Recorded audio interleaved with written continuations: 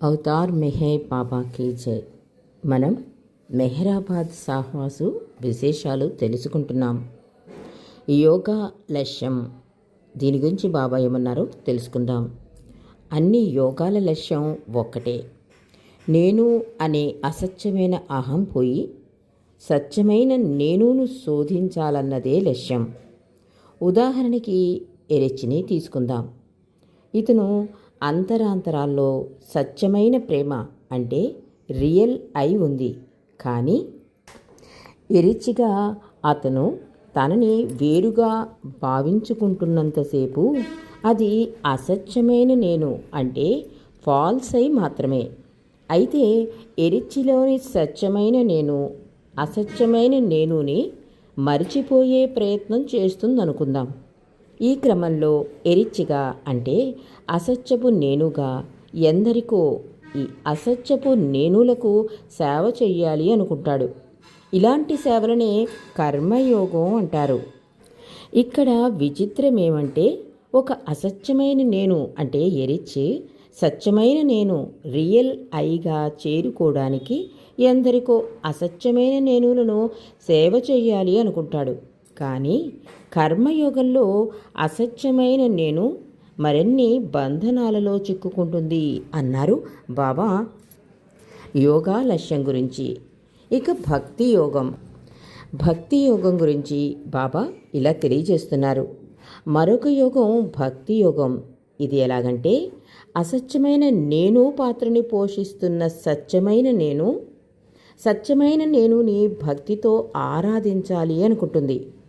ఓ సత్యస్వరూపుడైన భగవంతుడా, నిన్ను నేను అందరిలో పూజిస్తాను, నీవే ఏకైక సత్యం, నీకు ప్రణమిల్లుతాను అంటూ నీవు అందరిలో ఉన్నావు, నీవు అనంతుడవు, అపరిమితుడవు అని సత్యమైన నేనుని భక్తితో పూజిస్తాడు. అయితే ఇక్కడ ఏమవుతుందంటే అసత్యమైన నేను అనేక ఇతర అసత్యమైన నేనులను సేవిస్తుంది తప్ప ఉన్నది ఒక్కటైన సత్యాన్ని మాత్రం కాదు అని అన్నారు మెహర్ బాబా.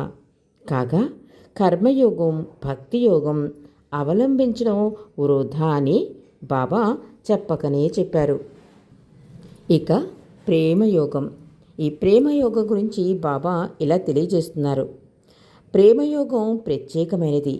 ఇది ఎలాగో బాబా వివరిస్తూ ఇలా అన్నారు. ప్రేమ పదంలో ప్రేమికుడు తన ప్రియతముని కోసం పరితపిస్తూ తన ప్రేమలో తన సర్వస్వం, తన అసత్యపు నేనుని క్రమంగా పోగొట్టుకుంటాడు. చివరకు ప్రియతముడిని చేరుకుంటాడని బాబా అన్నారు. ఇది అర్థం కావాలంటే మళ్ళీ ఎరిచిన ఉదాహరణగా తీసుకుందాం అన్నారు.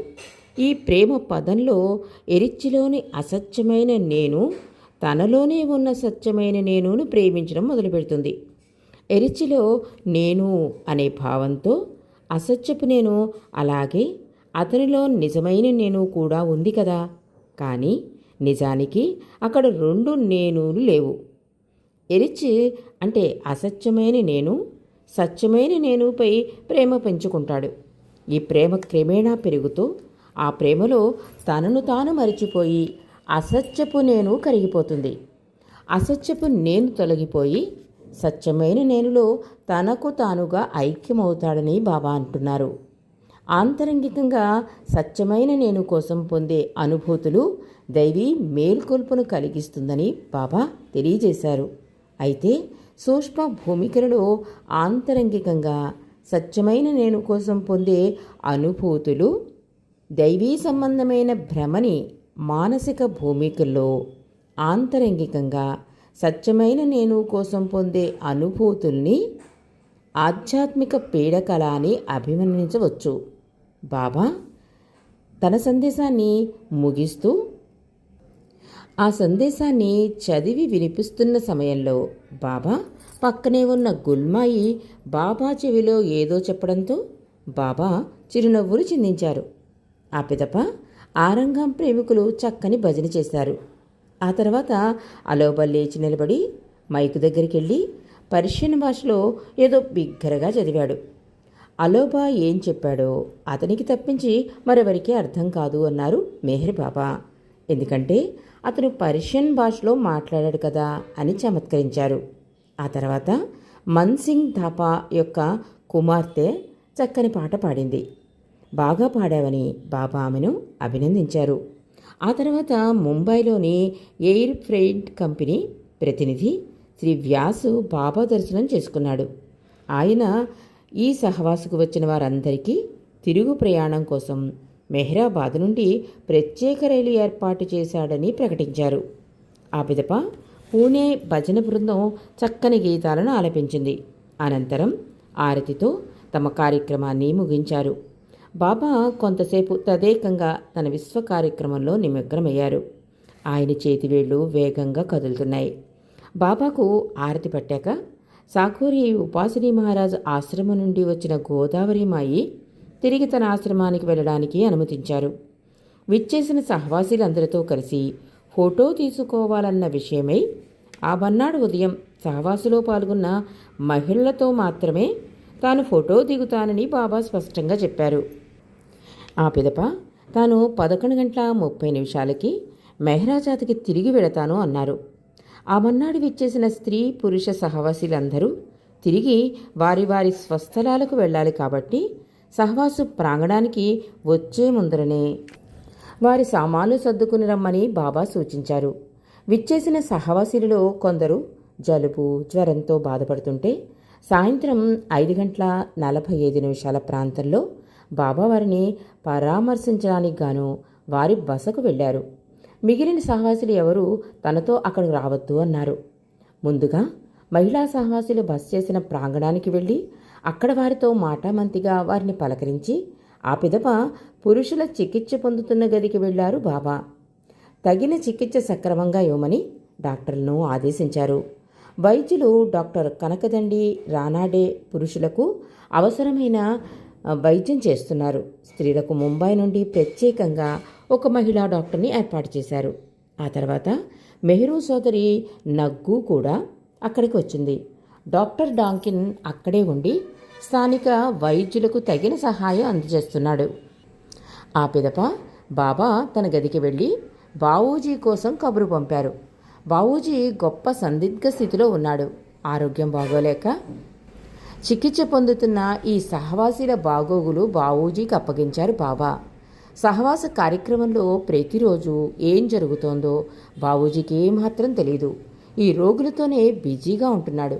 బావు రాగానే ఈ చికిత్స పొందుతున్న సహవాసుల గురించి బాబా ఆయన్ని అడిగారు.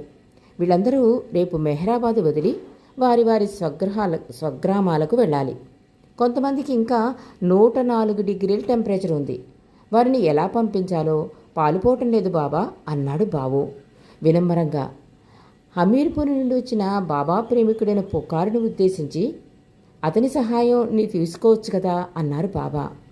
బాబా బావుకి సలహా ఇచ్చారు.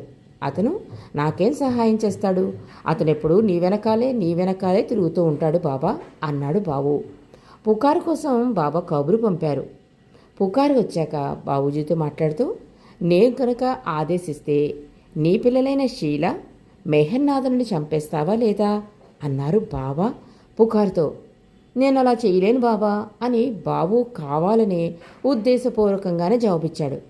వెంటనే అదే ప్రశ్నే పుకార్జీ ప్రశ్నించారు బాబా. పుకారు క్షణమైనా ఆలోచించకుండా బాబా ఆదేశాలు అమలు చేస్తానన్నాడు పుకారు.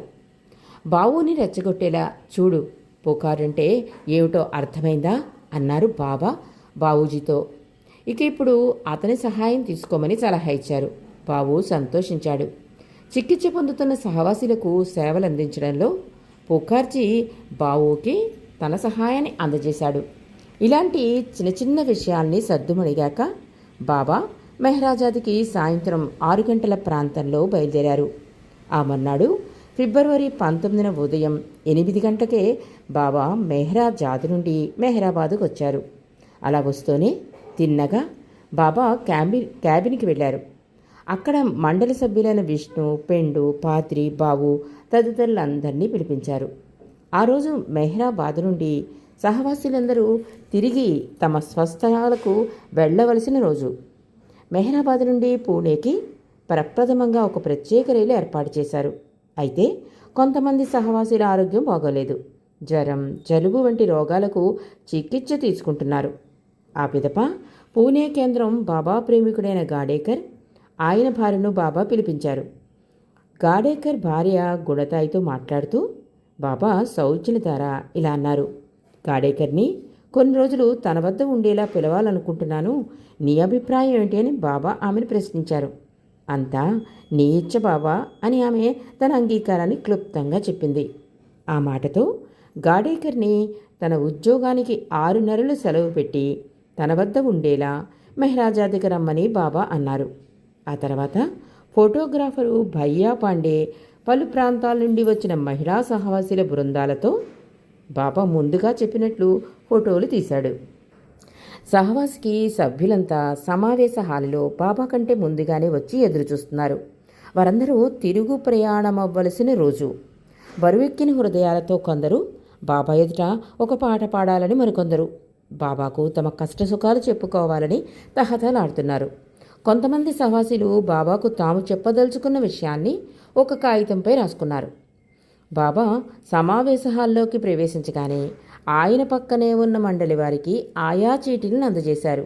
ఇలా తమ కష్టాలను వివరిస్తూ ఇస్తున్న కాగితాలను చూసిన బాబా సహవాసులను ఉద్దేశించి ఇలా అన్నారు. మీ కష్టాలను బాధలను చెప్పుకోవడానికి మీరు నా వద్దకు రావలసిన పని లేదు. నాతో చెప్పుకోవాలని నా సమయం కోసం ఎదురు చూడక్కర్లేదు. నాకన్నీ తెలుసు. మీ బాధల గురించి ప్రత్యేకంగా నాకు చెప్పాలని ప్రయత్నించడం దేనికి? మీరు నాకు చెప్పవలసిన విషయాన్ని కాగితాలపై రాసి నాకు అందజేసే ప్రయత్నం కాదు మీరు చేయవలసింది అంటూ మీ గురించి నాకు చెప్పవలసిన విషయాన్ని మీ హృదయాంతరాలలో నుండి నాకు తెలియజేయండి.